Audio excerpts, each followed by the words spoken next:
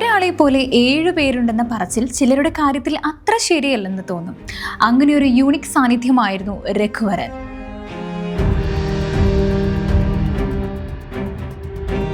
ഒഴുകി വരുന്ന ഒരു നേരത്തെ കാറ്റിനെയാണ് രൂപത്തിലും ശൈലിയിലും അദ്ദേഹം എപ്പോഴും ഓർമ്മിപ്പിച്ചത്. അഭിനയത്തിലും ജീവിതത്തിലും മനസ്സ് പറയുന്ന വഴിയെ ഒപ്പം പോയ ഉടൽ. മലയാളത്തിലെ പല ക്ലാസിക് നോവലുകളും വായിക്കുമ്പോൾ അതിൽ പലതിലെയും നായക കഥാപാത്രങ്ങൾക്ക് രഘുവിന്റെ രൂപവും ഭാവവും ഏറെ ഇണങ്ങുന്നുവല്ലോ എന്ന് തോന്നിപ്പോകാറുണ്ട്.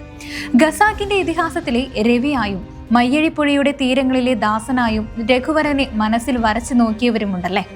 എം മുകുന്ദന്റെ ദൈവത്തിന്റെ വികൃതികളിലെ അൽഫോൺസ് അച്ഛനായി രഘു എത്തിയപ്പോൾ ഇതിനപ്പുറം ഈ റോളിൽ ഇനി ആരെന്ന് തോന്നിപ്പോയതും മറ്റൊരു കാരണത്താലല്ല. 1958 ഡിസംബർ 11 പാലക്കാട് ജില്ലയിലെ കൊല്ലങ്കോട് താലൂക്കിൽ ചുങ്കമന്തത്ത് എന്ന ഗ്രാമത്തിലാണ് രാധാകൃഷ്ണൻ വേലായുധൻ രഘുവരൻ എന്ന RV രഘുവിന്റെ ജനനം. V വേലായുധൻ നായരുടെയും SR കസ്തൂരിയുടെയും 4 മക്കളിൽ മൂത്തയാൾ. പിതാവിന് കോയമ്പത്തൂരിൽ ഹോട്ടൽ ബിസിനസ് ആയിരുന്നതിനാൽ അവിടെയായിരുന്നു രഘുവിന്റെ പഠനം. കോയമ്പത്തൂർ മെട്രിക് സ്കൂളിൽ നിന്ന് പ്രാഥമിക വിദ്യാഭ്യാസം അദ്ദേഹം നേടി. കോയമ്പത്തൂരിലെ ഗവൺമെന്റ് ആർട്സ് കോളേജിൽ ബിരുദത്തിന് ചേർന്നു എങ്കിലും അദ്ദേഹത്തിന് അത് പൂർത്തിയാക്കാനായി സാധിച്ചിരുന്നില്ല. ആ ഒരു സമയത്താണ് അദ്ദേഹത്തിന്റെ മനസ്സിൽ അഭിനയം എന്ന മോഹം തെളിഞ്ഞു വരുന്നത്. അങ്ങനെ ചെന്നൈയിലെ MGR government film and television training ഇൻസ്റ്റിറ്റ്യൂട്ടിൽ നിന്നും അഭിനയത്തിലെ ഡിപ്ലോമ നേടി.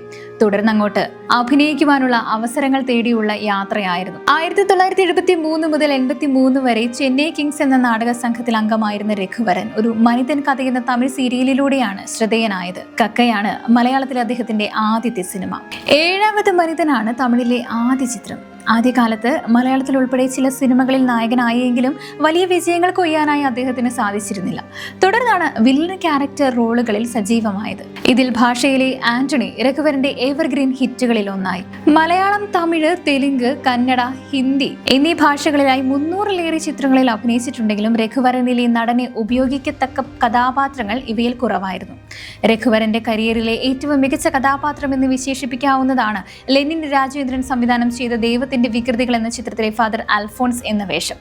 ഈ വേഷത്തിന് മികച്ച നടനുള്ള കേരള സർക്കാരിന്റെ അവാർഡും അദ്ദേഹത്തിന് ലഭിച്ചു. ഷൂട്ടിങ്ങിനിടെ ഭക്ഷണം കഴിക്കാൻ പലപ്പോഴും രഘുവരൻ തയ്യാറാകുമായിരുന്നില്ല. കഴിക്കാനിരുന്നാൽ അതുവരെ കിട്ടിയ എനർജിയെല്ലാം പോകുമെന്നാണ് അദ്ദേഹം പറയുന്നത്. തീരെ വരെ ചായ മാത്രം കുടിച്ചും സിഗരറ്റും വലിച്ചിരിക്കും. അൾസറും ഡയബറ്റീസും ഒക്കെ ആയിരുന്നു അതിന് രഘുവരന് കിട്ടിയ പ്രതിഫലം. മനിതൻ, മുത്തു, ശിവാജി, ഭീമ, ഭാഷ, അമർക്കളം, ഉല്ലാസം, സൂര്യമാനസം, കവചം, മുതൽവൻ, മജ്നു, റൺ, റെഡ് തുടങ്ങി വിവിധ ഭാഷകളിലായി ശ്രദ്ധേയമായ ചിത്രങ്ങളിൽ രഘുവിന്റെ സാന്നിധ്യമുണ്ട്. തുടർന്ന് 1996 നടി രോഹിണിയെ അദ്ദേഹം വിവാഹം ചെയ്തു. രഘുവരന്റെ ഭാര്യ ആയെങ്കിലും 2004 ഇരുവരും വേർപിരിഞ്ഞു. ഋഷിവരനാണ് അവരുടെ മകൻ.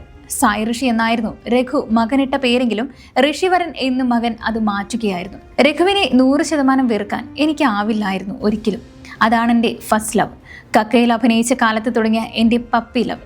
രഘുവിന്റെ മരണത്തിന് ശേഷം രോഹിണി മാധ്യമങ്ങൾക്ക് നൽകിയ അഭിമുഖത്തിൽ ഇങ്ങനെ പറയുകയുണ്ടായി. വീട്ടിലിരുന്ന് രഘുവിന്റെ സിനിമകൾ കണ്ടാൽ ഡിപ്രസ്ഡ് ആയി പോകും ഞാൻ. ഋഷിയും കാണില്ല. അവന്റെ മനസ്സ് ഇനിയും ഇതൊന്നും നേരിടാൻ തയ്യാറായിട്ടില്ല. പപ്പയുടെ സീനാണ്, ഇത് കണ്ടു നോക്കൂ എന്ന് പറഞ്ഞാൽ പോലും അവൻ കാണാൻ വരില്ല. രഘു അവന്റെ പപ്പയാണ്, ആക്ടറല്ല. പപ്പയുടെ കഥാപാത്രങ്ങളെക്കുറിച്ച് ചോദിക്കാൻ തുടങ്ങിയത് തന്നെ ഇപ്പോഴാണ്, രോഹിണി അന്ന് പറഞ്ഞിരുന്നു. നിരവധി ആരോഗ്യ പ്രശ്നങ്ങളെ തുടർന്നായിരുന്നു രഘുവിന്റെ അന്ത്യം. അമിതമായ ലഹരി ഉപയോഗം അതിന്റെ പ്രധാന കാരണങ്ങളിൽ ഒന്നായത്രേ. വിവാഹമോചനവും ബന്ധുക്കളിൽ നിന്നുള്ള അകൽച്ചയും അദ്ദേഹത്തെ അമിതമായ മദ്യപാനത്തിലേക്കും മയക്കുമരുന്ന് ഉപയോഗത്തിലേക്കും നയിക്കുകയായിരുന്നു. ഒടുവിൽ 2008 മാർച്ച് 19 49ാമത്തെ വയസ്സിൽ രഘുവരൻ ഈ ലോകത്തോട് വിട പറഞ്ഞു. അഭിനയം കൂടാതെ രഘുവരൻ ഒരു മികച്ച ഗായകനുമായിരുന്നു.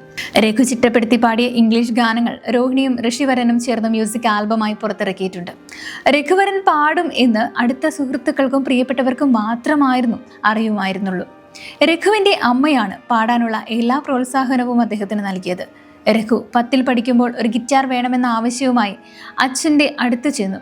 എന്നാൽ അച്ഛൻ പറഞ്ഞു, നീ 10ാം ക്ലാസ് ആണ്, ഇപ്പോൾ ഗിറ്റാർ ഒന്നും വേണ്ട, പഠിക്കുന്നതിലാണ് കൂടുതൽ ശ്രദ്ധ വേണ്ടതെന്ന്. അന്ന് അമ്മ സ്വന്തം കയ്യിലുള്ള വള ഊരിക്കൊടുത്തിട്ട് പറഞ്ഞു, വേണമെങ്കിൽ പോയി വാങ്ങിക്കൂ. അങ്ങനെയാണ് രഘു ആദ്യമായി ഒരു മ്യൂസിക് ഇൻസ്ട്രുമെന്റ് സ്വന്തമാക്കുന്നത്. പിന്നീട് റോക്കോൺ എന്ന ബാൻഡ് തുടങ്ങി. കൂട്ടുകാരുടെ കൂടെ റെസ്റ്റോറൻറ്റുകളിൽ പാടിത്തുടങ്ങി.